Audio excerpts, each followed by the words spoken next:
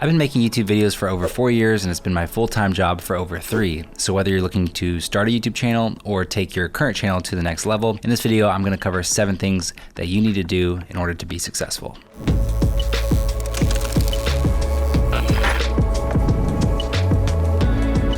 This first tip sounds obvious, but I'm not 100% sure that it is. Pick a niche that you're passionate about. After I posted a video about the AdSense income my different channels generate, a lot of people were curious to know what the highest earning YouTube niches were. But here's the thing, if you create a channel about something you aren't passionate about just because it has a high CPM rate, you won't be successful. It requires a lot of dedication to build a business, and a YouTube channel is no exception. If it's something you're only mildly interested in, creating every video is gonna feel like a massive chore. And when your channel doesn't take off right away, which it most likely won't, it'll be very easy to throw in the towel and quit. Instead, pick something that you truly love, something that you're really passionate about. Let's take my and my wife's channel, Mango Street, for example. We love photography and it's something that we did as a hobby before it was even a job. Even though we love it, after 4 years of making weekly videos, at times it can feel draining. So just imagine if your channel was covering something you didn't truly care about. It would suck. With this channel, I love personal finance topics and exploring ways to make money on the internet. It's something I've been exploring and learning about for years, so even though the videos are a lot of work, I look forward to making each new video and I have a lot of fun doing it. Now, if you're worried about a low CPM and not getting a lot of AdSense revenue, you shouldn't. For Mango Street, our AdSense earnings are really nothing to write home about. Instead, brand deals have been the main way that we generate revenue. You know the names: Squarespace, Skillshare, Audible, NordVPN, even brands related to our niche like camera companies, computer companies, smartphone companies. They've all done deals with us, which more than makes up for our less than stellar AdSense revenue.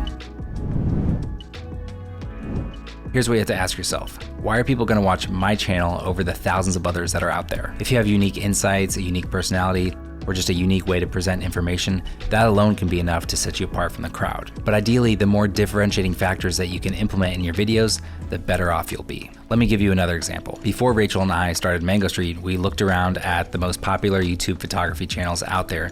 This was back in 2016 when there were way fewer than there are now. We found a few things missing from this niche that we thought we could bring to the table. For one, most videos were just too long. We found ourselves fast forwarding through them or just simply bored, which leads me to my next issue, editing. It was clear that these photographers weren't really video editors, so the videos were kind of lacking with pacing and rhythm. Rachel and I both have a background in video editing, so we knew that we could keep the pacing tight with our videos. Third, we didn't see the style of photography that we shoot being represented. Some people may call our style moody or weird or whatever, but the point is we didn't see photographers on YouTube shooting and editing like we did, so we knew that was something that could differentiate us as well. Fourth, since I have a background with motion graphics, I knew I could implement that in our videos just to give it that little extra polish. So while we don't necessarily have that on-camera YouTuber charisma or big personality that so many other people do, we did have other things working to our advantage. And while the YouTube landscape is more saturated than ever, really do a deep dive in your chosen niche and see what you can bring to the table that the others aren't. What's something that you can do that they can't? What's a unique insight or personality trait or talent that you have that others don't? This will be your unique advantage. For another example, with the online business and personal finance space, I noticed that it was mostly filled with gurus selling their courses or products or whatever. It just seemed overall there's a lack of transparency and maybe a hidden agenda or something that they were trying to sell you or pitch you. I wanted to have a channel that explores ways to make money online without the ulterior motive, without anything to sell. Just experiments and information. My goal with this channel is just to rely on AdSense revenue and not have to worry about pitching anything other than getting 4 free stocks from Webull. Remember, you have to give people a reason to become a regular viewer of your channel if you want success. Next, let's talk about the 3 C's for running a successful channel. You can forget all about a great title and a great thumbnail and every other aspect of a video if your actual content doesn't deliver. While a title and thumbnail are super important and you could probably lure a few thousand people in with clickbait, if you don't actually have a good video inside, you won't turn viewers into subscribers who actually care about what you create. The saying content is king is popular for a reason. It's because it's true. When you start developing your video ideas, either script them out or at the very least, outline them with all the ideas that you want to include. If you're teaching or informing people, make sure you're well researched. Think about the devil's advocate position for your topic. Think about how a viewer may respond or what questions they may have, and then cover that in the video.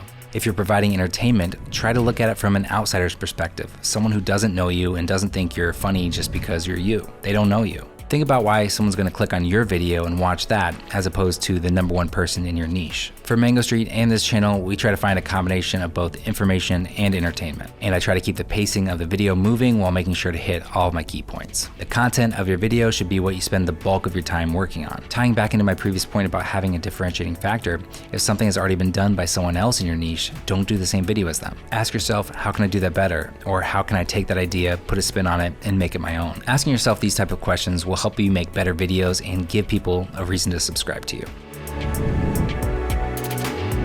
We often get asked how often you should post to your YouTube channel, and our answer is a simple one. Post as often as you're able to consistently make high quality videos. Some YouTubers may be able to only post once a month based on the type of videos they produce, whereas other people may post several times a day. For Mango Street, we found that once a week worked well for us. Much more than that would make us feel suffocated and probably burn out a lot faster.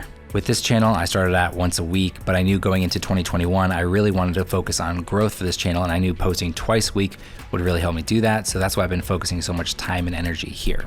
For the last few weeks, I've been posting twice a week, so I'm gonna try to keep that going as long as I can. I recommend you find a happy medium for posting so that you're not making videos so frequently that you burn out, but you're posting enough that your subscribers know when they can expect a new video from you, and the quality will be up to the standard that you set.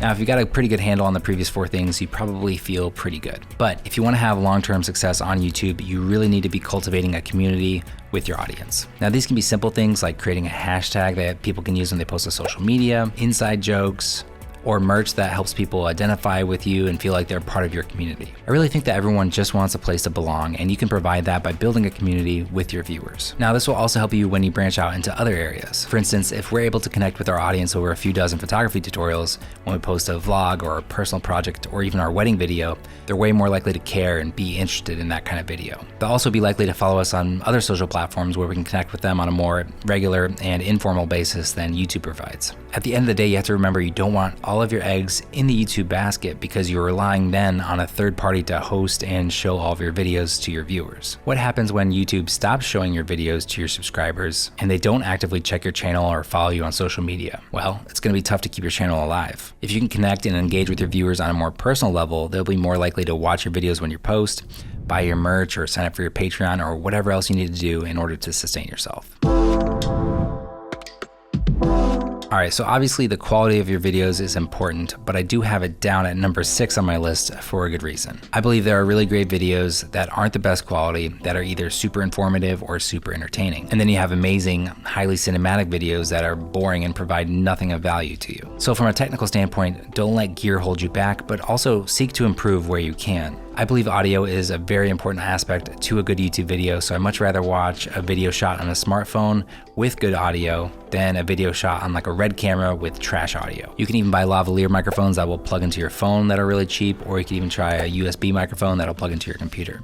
If you aren't talking to camera but want to add voiceover to your videos, hop into your closet and shut the door to record audio. This will deaden the unpleasant reverberations found in most rooms and it'll make your audio sound a whole lot better. From a lighting standpoint, you could buy something like a ring light, which is relatively cheap, but even try sitting next to a window for a great natural light. Don't sit with the window right behind you because you'll be backlit and it'll look awful. To the side or in front of you will work a whole lot better. From a camera standpoint, don't get too tripped up because there's still really great channels filming on pretty inexpensive gear. Like You Suck at Cooking, it looks like it was shot using a GoPro or something, and that channel's awesome. So once again, don't let not being able to afford a fancy camera keep you from making YouTube videos. Put effort into getting everything to look and sound as good as you possibly can, and then you can upgrade along the way.